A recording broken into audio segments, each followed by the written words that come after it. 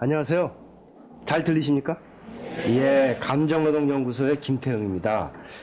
근데 감정노동이란 말은요, 제가 만든 게 아니고 미국의 혹실드라는 학자가 만든 겁니다. 예, 저는 사실 이 감정노동을 원래 연구를 하거나 강의를 하거나 그런 사람이 아니고요, 다른 일을 하던 사람이었습니다. 이게 5년 전 저의 모습입니다.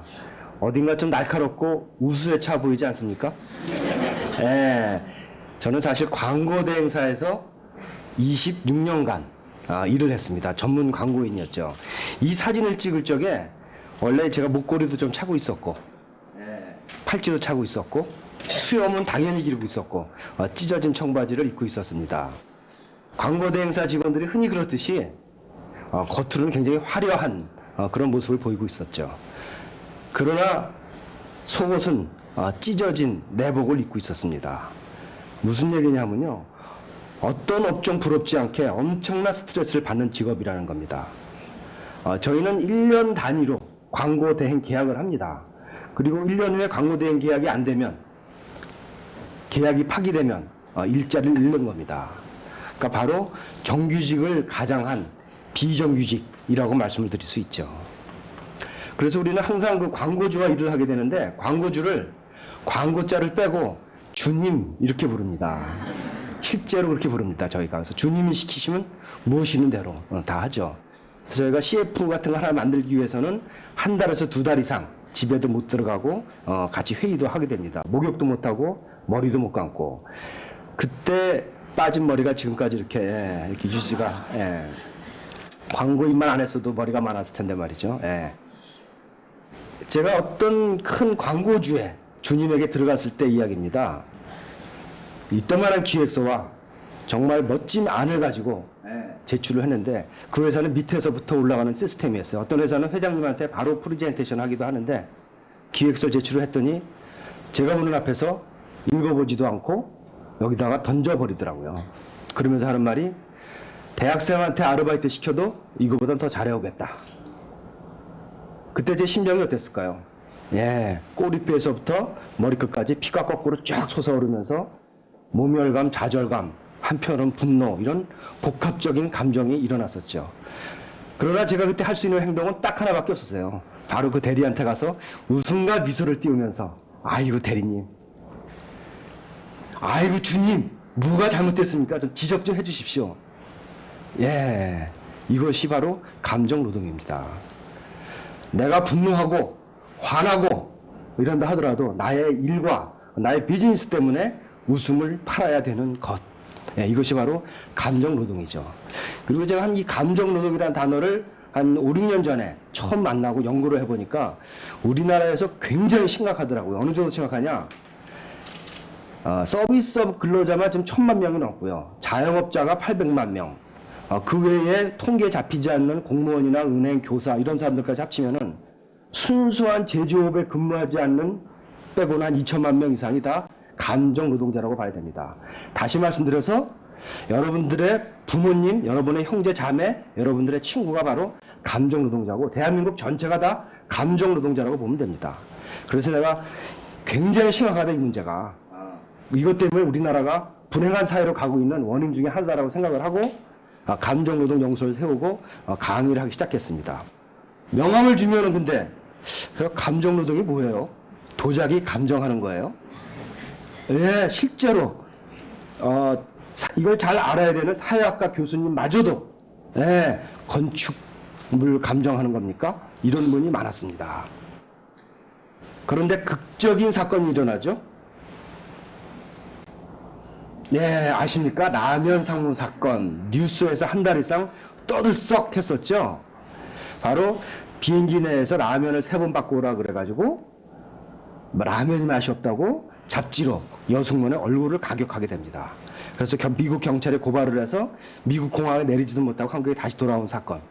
인터넷에서 떠돌던 인터넷 그 이미지 중에 가장 히트치고 뉴스에도 나온 이미지입니다. 그분이 근무하는 회사를 비꼬아서 저렇게 돼 있고, 저기 한번 읽어볼까요? 중간에 매운 싸다구 맛. 예, 그 밑에는 뭐라고 써 있냐면 개념 무첨가 이렇게 써 있습니다. 근데 사실은 이게 라면을 3분 바꿔달라고 그랬다는 거는 사실 세 발의 피고요. 원래 이 사건은 서울에서부터 미국까지 12시간 동안 지속적으로 괴롭혔다는데 이 사건의 본질이 있습니다. 타면서부터 자기 옆자리를 비워놓으라고 그러는데 비워놓지 않았다고 해서 굉장히 심한 욕설을 하고, 기내식을 맛이 없다고 3번을 바꿨습니다. 밥이 서럽다, 죽이 맛이 없다 이래가지고 기내식을 비행기 복도 바닥에 던지게 됩니다. 그래서 그 여승무원과 팀장이 가서 무릎 꿇고 가서 그거를 청소하고 있는데 거기다 대고 인간 비하의 발언을 또 10분, 20분간 계속 하게 됩니다. 신문이 자기가 원하는 신문이 없다고 찢어서 얼굴에 던지게 되고, 에어컨이 낮아서 12시간 동안 지속적으로 사람을 괴롭히고, 그런데도 불구하고 뭐 때문에?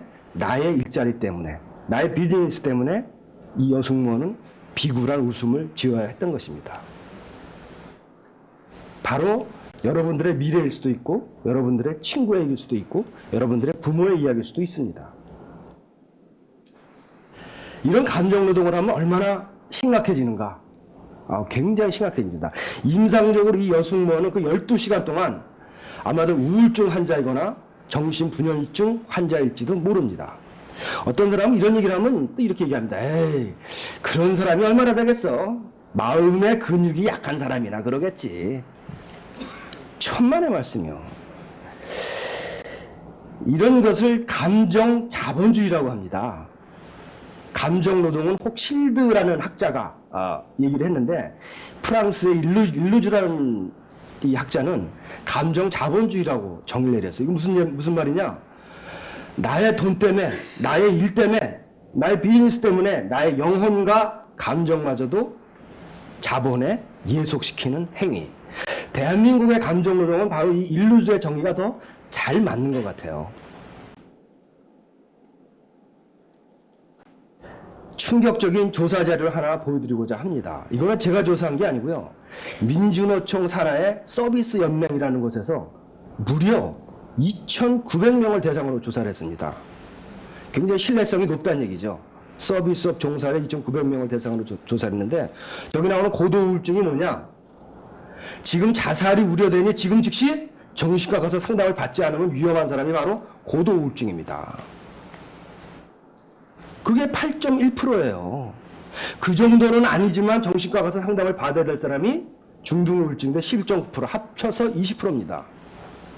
가벼운 우울증까지 합치면 2명 중 1명이 우울증에 시달리고 있다. 대한민국이 경제적으로는 발전했지만 세계 자살률 1위, 우울증 1위, 이혼율 1위, 출산율 저하 1위, 나쁜 것 갖다 대면 다 1위를 하고 있습니다, 지금. 그 표면적인 이유는 다른 것들이 있겠죠. 자살률 1위의 표면적인 이유는 실직을 했다, 아니면 뭐 사업에 실패를 했다, 취직이 안 된다, 이혼했다, 여러 가지 이유가 있겠지만, 저는 그 내면을 한꺼풀 들어가 보면은 정말 5년, 10년, 20년 동안 비굴하게 감정 노동을 해오고, 그로 인해서 이런 여러 가지 우울증이나 공황장애 같은 이런 병이 얻어진 그런 내면이 있는 게 아니냐.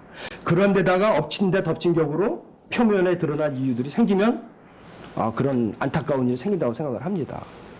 바로 이 감정 노동 문제는 대한민국 전체의 문제이고 바로 여러분들의 문제입니다. 참을인자를 한문으로 이렇게 씁니다. 저 마음심자 위에 저런 글자예요. 저 글자가 무슨 자인지 아시나요? 라고 제가 물어보면 모두들 무슨 자죠? 칼도자라고 얘기를 합니다. 예, 칼도자 같으면 제가 묻지도 않았습니다. 칼도자가 아니고요. 칼도자는 저기 점 하나가 없습니다. 점 하나가 없고 점이 하나 있으면은 칼날 인자입니다. 저 점이 뭐냐면 말이죠. 굉장히 무서운 글자입니다. 옛날 갑골 문자를 살펴보면은 칼날에 튄 피를 의미합니다.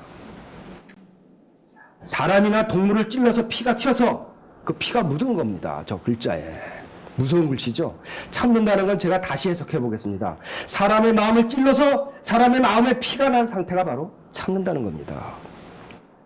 이게 바로 감정노동입니다. 원래 혹실대의 정의는 이런 게 있습니다. 배우가 연기하듯 이런 게 있습니다. 원래 원전에는데 사실은 배우가 연기하듯과는 정반대의 상황입니다. 배우는 슬픈 상황에 내가 같이 슬퍼야 시청자들이 공감을 하죠. 그러나 감정 노동자는 내가 화나고 분노하더라도 웃음과 미소를 띄어야 되는 것이죠. 그래서 그 상황이 많이 다른 겁니다.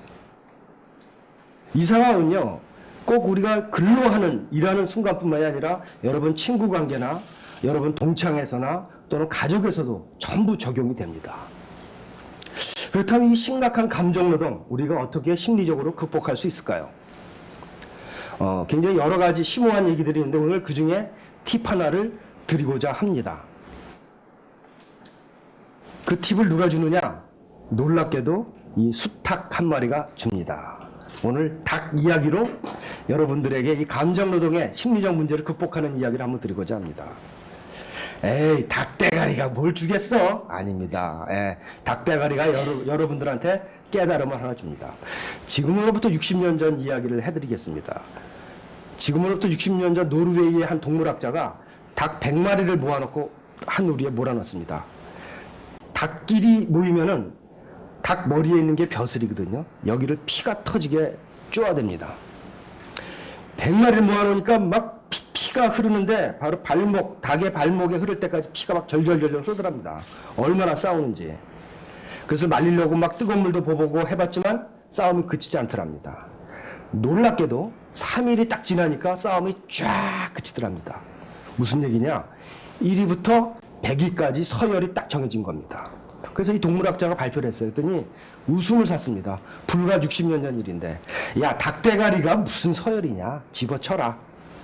근데 여러분 아시다시피 세월이 지나서 보니까 모든 군집생활하는 동물은 다 서열이 있다는 게 밝혀져 있지 않습니까? 인간까지도, 침팬지까지도. 어떤 동물도 이 서열에서 자유로울 수 없다는 것이죠. 그래서 지금 모든 동물의 서열은 쪽이 서열이라고 부릅니다. 심지어 인간의 서열도 학술적으로는 뭐다? 쪽이 서열입니다. 이 닭대가리 실험 때문에 그렇습니다. 이게 왜 중요하냐는 말이죠. 감정 노동 현장이 바로 서열 노동입니다. 고객은 왕이라고 하니 나의 심리 상태는 어떻습니까? 노예 상태로 가는 겁니다. 서열이 노예 상태로 가면, 서열이 밑으로 떨어지면은 아까 말씀드린 사람의 마음을 찔러서 피가 난다 그랬는데 무시무시한 코티졸이라는 호르몬이 나옵니다. 그럼 바로 우울증으로 가는 것이고 공황장애로 가는 것이고 아까 보신 바와 같이 심각한 상태로 간다고 의학적으로 밝혀져 있습니다. 이것을 역전시키는 방법이 있습니다. 그 와서 악성 고객들, 그 악성 고객을 전문 용어로 진상이라고 하더군요. 예. 그 유통업계에서는 또 상진이 엄마, 상진이 아빠 이렇게 표현합니다. 예. 상진이 엄마, 상진이 아빠는 도대체 어떤 사람이냐? 잘 보세요. 자기가 속해 있는 집단의 서열의 바닥에 있는 사람입니다. 그거 회복하러 오는 겁니다. 왜? 계속 서열의 바닥에 있으면, 심리적 서열이 바닥에 있으면 견뎌내지 못해요. 너무 아파. 근데 뭐야, 저기 딱 봤더니 오, 고객은 왕이다. 거기 가서 진짜 왕노릇 하는 게 뭐다? 상진이 엄마, 상진이 아빠다. 그걸 깨닫는 순간 여러분들의 심리적 서열은 어떻게 된다? 올라갈 수 있다. 진상은 서열의 바닥이고 그 서열을 회복하러 왔구나. 대부분 그렇습니다. 대부분. 많은 경우가 그렇습니다. 그래서 감정노동은 서열노동으로 정의를 할 수가 있는 것이고 제가 여러분한테 드릴 수 있는 인사이트입니다. 이거는 일반 관계에서 다 적용이 됩니다. 동창회에서 잘난 척하는 놈, 년 다 똑같습니다. 학창시절에 찌지들이 돌아와서 성공한 애들이 와서 잘난 척 엄청나게 합니다. 그리고 또 뒷담화 하죠. 신랑 하나 잘 만나가지고. 예, 서열 이야기입니다. 감정노동의 폭탄 돌리기를 멈춰야 되겠습니다. 왜냐? 2천만 명에 가까운 이 감정노동자들이 전부 다 서비스업에 근무하다 보니까 대한민국 전체가 다 스트레스 받아. 감정노동 현장, 서비스업 현장에 가서 전부 다 왕노릇 하려고 그래요. 여러분들 아마 자유롭지 않을 겁니다. 내가 일할 때는 노예 상태에 있다가 내가 손님을 할 때 이 자식들이 얼마나 서비스를 잘하나 보자라는 심리 상태에 돌아간다는 것이죠. 이걸 끊어내야 우리나라가 행복해질 수 있다라고 저는 주장하는 바입니다. 이런 주장을 하겠습니다. 고객은 왕이라는 우리나라에서 이제 바뀌어야 된다. 고객이여, 종업원을 존중하라. 그러면 당신을 왕이 아니라 황제로 모시겠다. 즉 왕으로 대접받으려면 상대방을 존중하라. 이것은요 서비스업 현장뿐만이 아니라 여러분 인간관계에서도 다 적용이 됩니다.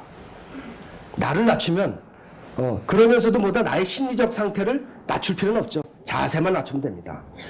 심리적 상태만 올려놓고 상대방한테 잘해주면 내가 올라가게 돼 있습니다. 오늘 그 감정노동 이야기를 드렸었는데, 이 감정노동이 우리나라에서 굉장히 심각하고 이 서열 문제로 더더욱 심각하다고 말씀을 드렸습니다. 앞으로 많은 관심을 가지고 대한민국을 행복하게 하는데 일조를 해주셨으면 감사하겠습니다. 감사합니다.